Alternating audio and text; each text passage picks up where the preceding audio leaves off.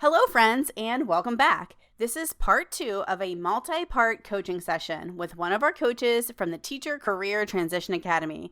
So, if you haven't listened to part one, head back to our channel and check that out before listening in because we're kicking off right where we left off. If you've already listened to part one with our coach, then let's dive in. I'm Lisa Harding, ex-EdTech CEO turned certified teacher career coach. It wasn't all that long ago that I was recruiting, interviewing, and hiring teachers for roles in corporate America. Teachers that ended up being some of my all-time best employees. Fast forward through my own career transition, where I left my role as CEO to become a stay-at-home mom, I now work with and empower teachers to transform their lives by turning their once distant career dreams into realities. In this podcast, I give you simple, actionable, step-by-step strategies to help you do the same. If you're a burnt-out teacher or simply need a change and you're looking to create a life you love, you're in the right place, friend. Let's get started. Hello, everyone, and welcome to the Transitioning Teacher's Guide to Resume Writing Part 2. Thank you so much for rejoining me. If for some reason you're tuning into Part 2 before Part 1, definitely go back to Part 1, but I'll still do a brief introduction about who I am. My name is De'Ara Bennett. I am the owner of Career Confidence by D, where I specialize in helping job seekers confidently communicate their value to potential employers. I'm actually a former teacher. I taught 6th through 12th grade business, marketing, financial literacy, career development, and technology courses as well. So I have a lot of experience dealing with different age groups, and I understand how difficult it can be for a teacher to translate um, what you've done into relevant bullet points. So that's what we're going to talk about a little today. So after I left the classroom, or even while I was still in there, I've led marketing boot camps for female entrepreneurs. I have written as a content marketing specialist for multiple ed tech companies. I am currently a LinkedIn strategist and ghostwriter for a branding agency where I ghostwrite for CEOs, founders, and executives. So as you can see, marketing is just everything to me professionally. I love it. And that's the perspective that I take when it comes to resume writing. It's all about marketing yourself, communicating who you are, what makes you a good fit for the role that you want, because the audience would be your recruiters and hiring managers. So, confidently communicating your value to potential employers, that's what it's all about. All right, so let's go ahead and get into this. Copyright notice. Of course, don't copy things, don't plagiarize, not the right thing to do. So just a recap of what we did in the last session in part one. And again, if you haven't watched that, go back. Why would you watch part two first? That doesn't make sense. So we discussed how to create an ATS friendly template that you can use. So make sure you review that if you didn't already, or if you didn't do your homework. We talked about how to create your contact section, what to include, what not to include. And we also discussed how to analyze a job posting, which is super important for the content of your resume. So we talked about how to analyze a job posting, and then how to write a professional summary based off of your analysis. So your homework was to find 3 job postings for the same title but 3 different companies, and highlight those similarities, which hopefully you did.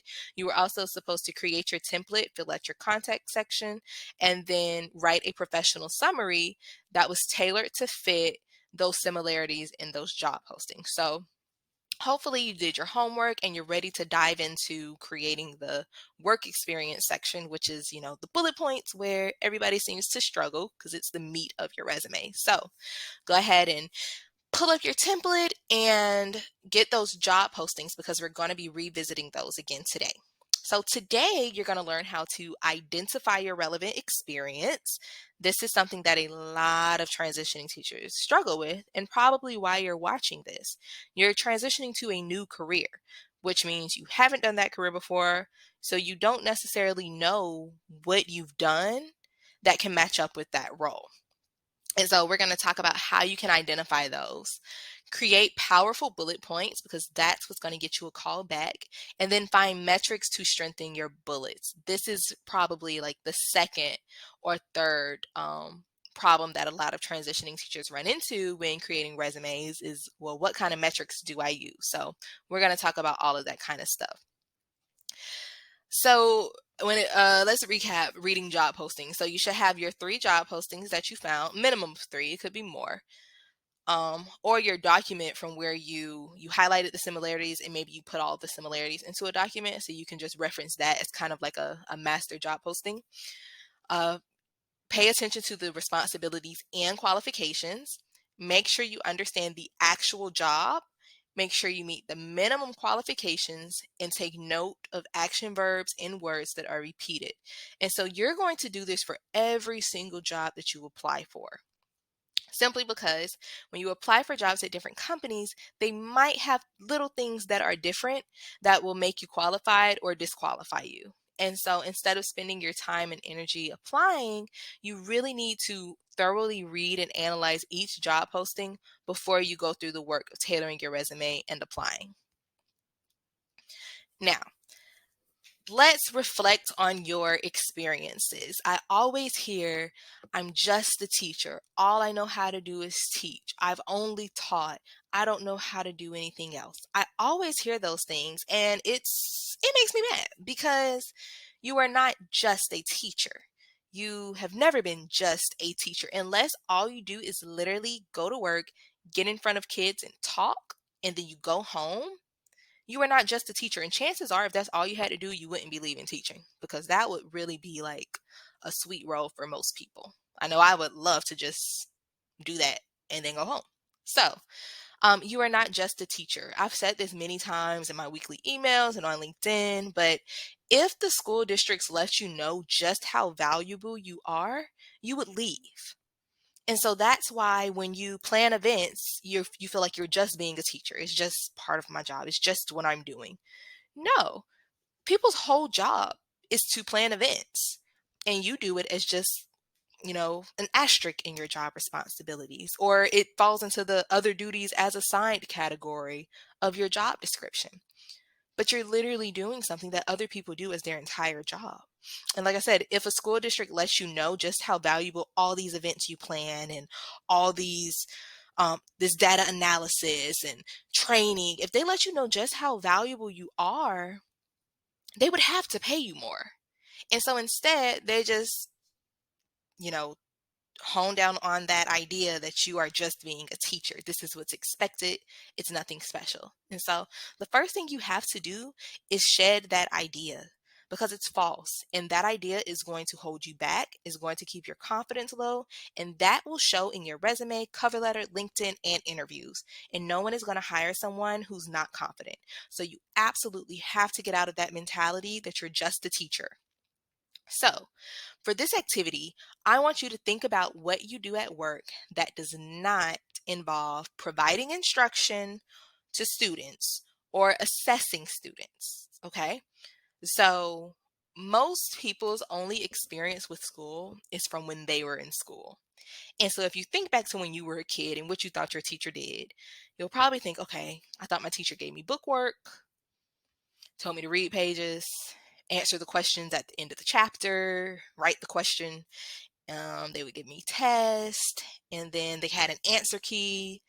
When you think back on being on how you viewed teachers when you were a kid, you probably didn't know half the things that teachers had to do. I know I didn't until I became one. And so these recruiters and hiring managers oftentimes are the same exact way. It's not that they don't value teachers, they literally don't know what you do. All they know is what teachers did when they were in school, 10, 20, 30 years ago. So enter into it with that perspective. Okay, they're not against me. They just don't know what I do. Okay. But they do know that you provide instruction to kids, and they do know that you test kids. So there's no need to waste time on that unless it's relevant to the job. And honestly, the only job that would be relevant to is teaching or another job dealing with kids. So think about things that you have not, that don't involve those two things. Take 5 minutes to write everything you've done. And don't include anything about supervising kids as well. So think about if you've planned events or fundraisers, if you've advised and recruited for student organizations, have you led professional development? Have you partnered with community organizations? What about served as a team lead, and what did you do as a team lead? Have you analyzed data, and then what did you do with that data? Were you selected to speak or represent your school at district-wide events or state conferences or anything like that? Have you served as a liaison between the leadership team and instructors, or between like students and counselors? Like, have you served as a liaison on any level? That's a skill. Have you introduced technology to your department? Think back during COVID time when everybody was trying to figure out what to do. Did you find some technology? Did you discover Nearpod and introduce it to your coworkers? You literally have to think about everything that you've done that does not involve instructing kids, assessing kids, and supervising kids. So I want you to pause this and take 5 minutes, open up a Google Doc and just go. Don't edit it. Don't think, well, that wasn't important or that was small. Don't do that. Just literally just dump it all on the Google Doc and then come back to this. All right, so I hope you have your list together and you are looking at it like, wow, I've really done a lot. Even if you only wrote down the things that I listed, that's still a lot. And that's the list that you go back to whenever you feel like your confidence is starting to decline and you're starting to feel like just a teacher again. Look at that list and see how much you've accomplished, everything that you've done that has nothing to do directly with the kids. It's a huge confidence booster. All right, so now let's talk about your work experience section. So in this section, for each job that you've worked, you'll put job title, employer, month and years, city and state. You don't have to put the month with the year, but just make sure that you're consistent. If you only use years for certain jobs, you only need to use years for other ones. If you put month and date for some, you need to make sure you're using month and date for all of them. City and state, no whole address. I've seen some people put like full-time and 40 hours a week and other kind of stuff. You don't need to put all those details. This is literally all you have to put. The exception, if you're going for a federal job, that's something called federal resumes, and that's totally different. That's outside my area of expertise. There are people who specialize in working with federal resumes, but those are totally different. So if you're applying for federal jobs, this does not apply. They want way more detail than a corporate role will want. I like to put the job title first, like job title and then the employer name, just so that the emphasis is on what you actually did. I mean, your role as opposed to where you worked at. You can also use the school district as your employer, because unless you're at like a private school or charter school or something like that, your employer, that's on your paychecks is your school district, not your actual school. Your school is just the location where you report to work. So if you're someone who's worked at multiple schools within the same district, this is how you combine all of that, because whatever corporate role you're applying for, they don't care about the names of the schools and what different schools. They don't care about all that because they don't even know. Just put the school district name, and you don't even have to break down where you worked. You don't have to put fifth grade science teacher. You can literally just put instructor. That's it. Unless it's relevant. If you're applying for a role where you'll be developing science curriculum or developing elementary curriculum, then it makes sense to put the grade that you work with or the subject. But if you're going for a corporate role where you're not going to be dealing with curriculum or students, it doesn't matter what you taught or who you taught. So that just goes back to making sure everything is relevant. Today's episode is sponsored by the Teacher Career Transition Academy. Are you eager to explore new possibilities but find yourself unsure of where to start? Look no further than our Teacher Career Directory. Available for free, this comprehensive resource features over 200 careers tailored for transitioning teachers. Dive into detailed insights including average U.S. salary ranges, occupational outlooks, and even a personalized skills and interests inventory. Download now at teachercareertransitionacademy.com/directory. I'll also drop the link in the show notes of this episode. So don't miss out and claim your free directory today at teachercareertransitionacademy.com/directory.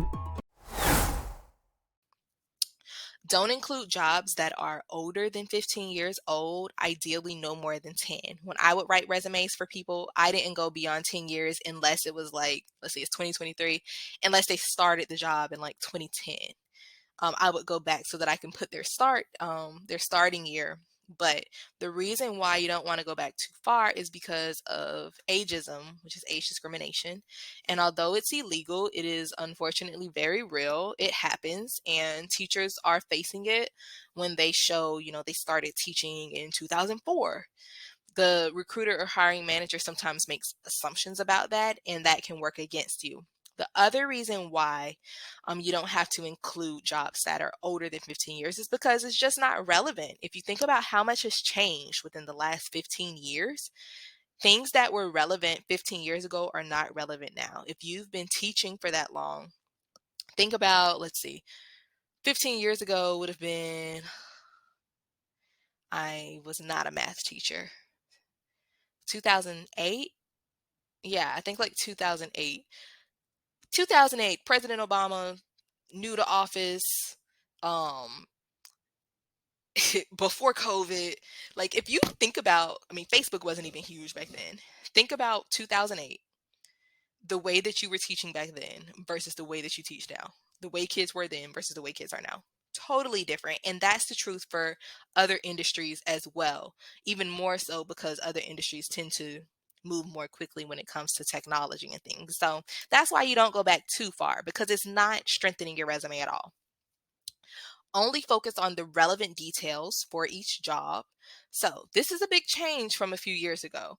A few years ago, a resume was, these were my responsibilities at this job that I worked. That's not what it is now. And this goes with the next bullet point as well. Now it's more so, these are highlights of the impact I made. These are my accomplishments from this role that are relevant to the role I'm applying for. So on my resume, there's nothing about teaching kids. Now, I'm not saying it's clear that I was a teacher, but the bullet points up under that role don't include teaching kids because that's just not relevant to the roles that I'm going for. I only include what's relevant. So for example, with me working in marketing, um, instead of talking about, teaching kids, I include a bullet point about how I marketed for a community event, how I developed the marketing materials for that. I include a bullet point about how I led a team effort to rebrand the school on social media. I include a bullet about how I designed, let's see, I haven't looked at my resume in a while, actually. I'll just say like how I wrote uh, newsletters to keep everyone updated on things. I talk about things like that, or how I was part of the school improvement team where I um, communicated the school's purpose and mission to parents via email or something like that. Okay, but you notice I'm not talking about teaching, assessing, supervising, doing any of those kinds of things because that's not relevant for a marketing job. And so you're never hiding the fact that you were a teacher. I would never say to do that. That's lying because it's what your previous job was or your current job. But you're showing them, okay, yeah, you already know that I taught kids and assess them. You already know that. Let me tell you what else I did that's relevant to this. That is what you're supposed to do. Every bullet point on your resume needs to align with something in the job posting. If you cannot explain why it's relevant, how it aligns to the job posting, you either need to reword it so it's relevant or take it out. Like I said in part one, the job posting is like the test question. That's the test. Your resume, those are your answers. And so if the job posting says 2 plus 2 and your answer is periodic table, well, that's the wrong answer because that is not relevant to 2 plus 2. Okay. Um, So that's how you need to think about that when it comes to relevance. Look at the job posting and say, okay, what have I done that's similar to this? Pretty much like what I did in part one, where we created the professional summary based off of the job posting. Bullet points only need to be 1 to 2 lines. You only need 4 to 6 per job. You can go a little more than 6 if that is your only job on your resume. I know you don't want a half-page resume, but typically 4 to 6 per job is going to get you a page, maybe a page and a half resume, and you don't need to go over that anyway as a career changer. Include numbers wherever possible. So this is a struggle. This is the struggle that I said a lot of people deal with. You do not need to include test scores unless it's relevant to what you're doing.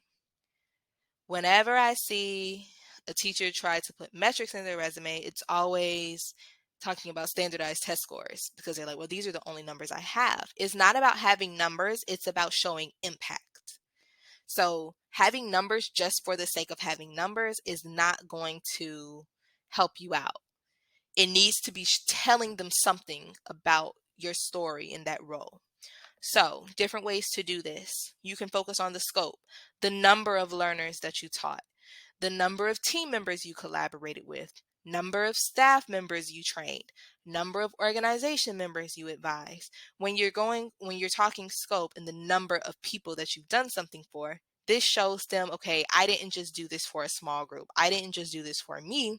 I was trusted to do whatever it is for this many people.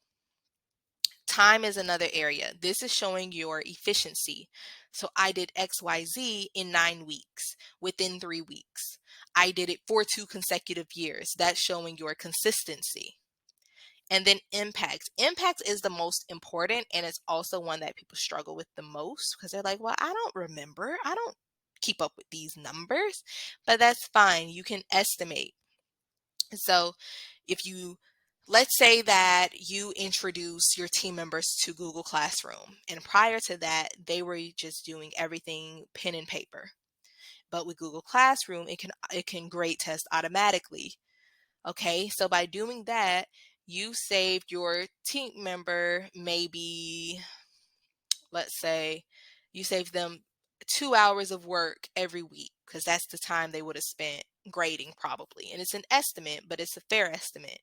And so you can say that you introduce an educational technology product um, that you say you introduce educational technology product to the department if you did it to multiple teachers, um, leading to a decrease leading to a 2 hour decrease in time spent grading each week, or um, increased productivity by X%. You figure out what percent that is, whatever 2 hours out of 8 hour workday.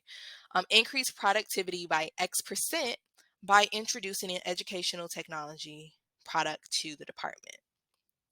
So you see how I kind of just estimate, and you got to look for those kinds of experiences to show that efficiency. Increased by X%, uh, went from X to X number of members. So use marketing strategies to recruit program participants. Uh,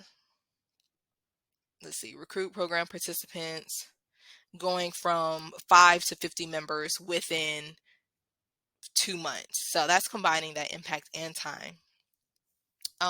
For scope, you can also, this is not numbers, but you can also throw in words like department-wide, organization-wide, district-wide, statewide, things like that to show also you're trusted um, to do something on a larger scale than just your classroom.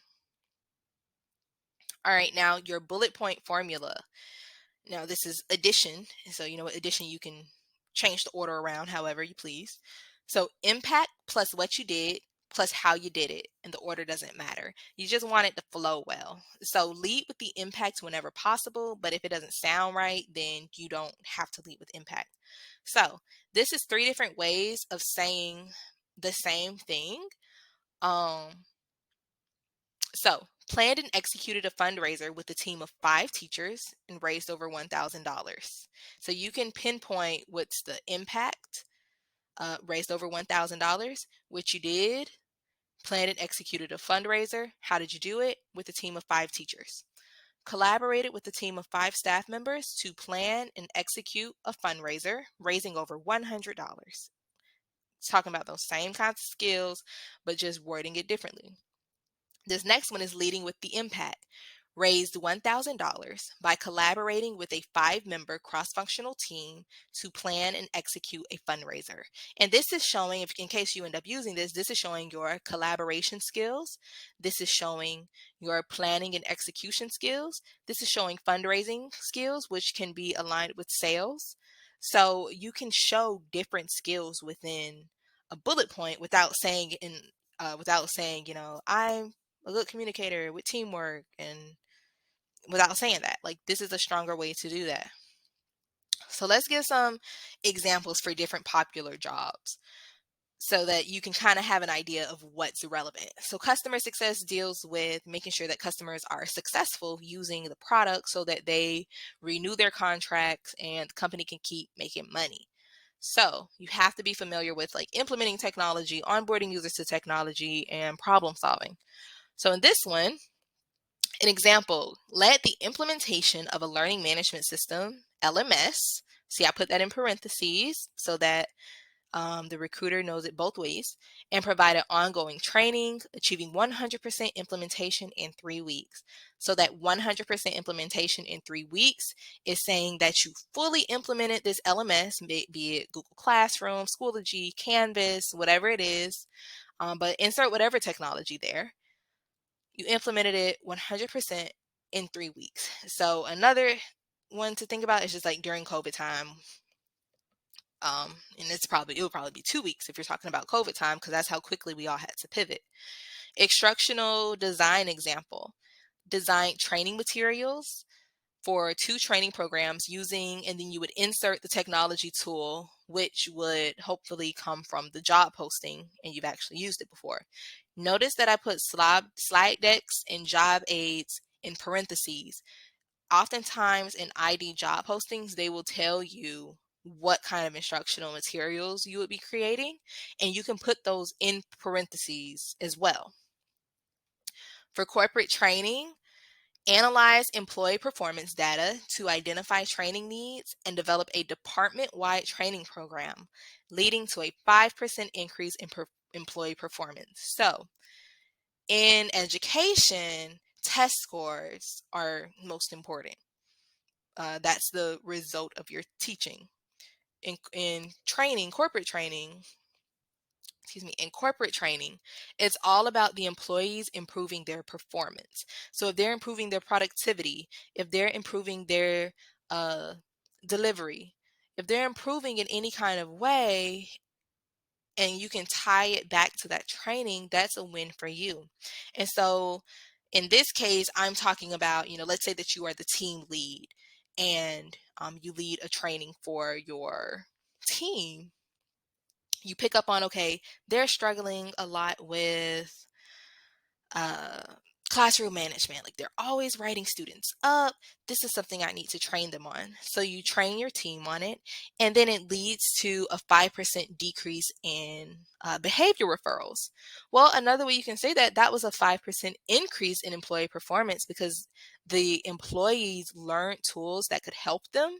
So now they don't have as many behavior incidents, or they're able to handle them more effectively, which is an increase in their performance. So you got to kind of think outside the box in the way that you're wording things, but always be able to explain it. Like how I was able to explain it just now, you would be able to explain it that way in an interview as well. And then project management, increased organizational efficiency by 20% by XYZ. So by introducing an ed tech program, by using project management, by implementing project management tool Trello, by just whatever it is that you did that's relevant, that is what you will put right there. But you see, all of these have some type of impact, and it's saying how you did it, not just saying that you did it, and not just claiming, I increased employee performance, but you're not adding a percentage or saying what you did or how you did it. That just seems like empty. You have to remember that it's on you to communicate what you've done, because these people don't know you. They don't know you. They don't know what you do. They don't know your accomplishments. And also, other teachers don't know. Every teacher does something totally different. I taught 6th through 12th grade business. My husband teaches, he taught middle school ELA. Now he teaches 5th grade ELA. My mom teaches kindergarten, all subjects. All of our experiences are 100% different. If we all wrote down the things we do, it would look like we have because I don't do it anymore, 3 totally different jobs. And so you also have to remember that when you're like, well, what teachers do this, and like when you hear those empowering messages about teachers do this, this, and this, they don't know what you do, you don't know what they do. You have to focus on you and your experiences. If someone says, wow, I didn't know teachers do all of this, you can say, I don't know what teachers do, but this is what I do. And the reason why you have to be focused on you is because a lot of these jobs you're applying to, there are hundreds, sometimes thousands of other teachers applying to them as well. And so it goes against every teacher bone, I know, but you have to focus on you and your experience. And that's why you can't copy anybody else's resume. You can't try to be an advocate for teachers on LinkedIn. You can't do all that stuff until you get your job. Because if you sit there and you advocate for teachers to do this, this, and this, as the hiring manager is like, well, I could hire any teacher then. But no, you need them to hire you. So focus on that. That was just a side note. Okay. And then these are just some word choices. You see, I kept this for last because people are always like, I need help changing my teacher lingo to corporate lingo. And as you see, that is not the most important thing. So that's why this is at the end. Students, you can say learners or internal stakeholders. Teachers, you can say staff members, colleagues, or internal stakeholders. Teacher referring to yourself. I like to use instructor. You can also use educator. For parents, you can say external stakeholders or community members. For school, you can say organization. And for differentiated instruction, you can say tailored, customized, or personalized content. Notice these are all saying the same things. It's just a different kind of different words. And instead of teachers referring to others, you could also say employees. That's another one, especially if you're referring to training that you're doing. So these substitutions won't make or break your resume, which is why it's not the most important part, but it can just make it easier for the reader to understand. And lastly, if you need more assistance, feel free to follow me on TikTok at Career Confidence. Find me on LinkedIn, De'Ara Bennett, or visit careerconfidencebyd.com for more resume, LinkedIn, and job search advice. You can get one-on-one assistance by going to the website and booking through that. I hope that you found this incredibly helpful. And if you did, feel free to just contact me in one of these different ways just to let me know, like, hey, I love the training that you did. It really helped me. Just let me know. That makes me happy. The teacher in me still loves to hear that. So I really appreciate you taking the time to watch this. Hope you learned a lot, and good luck on your journey to a new career. Well, friends, that concludes another great coaching session with one of our coaches here at the Teacher Career Transition Academy. You can find more great coaching from this coach and all of our other coaches within the Academy. There are pre-recorded coaching sessions and live coaching options available to help you on your journey. If you want to learn more, I'll drop a link to the Academy in the show notes. For now, stay tuned to our channel for more great content to support you on your teacher career transition. And remember, friends, the journey is just the beginning. Embrace the adventure.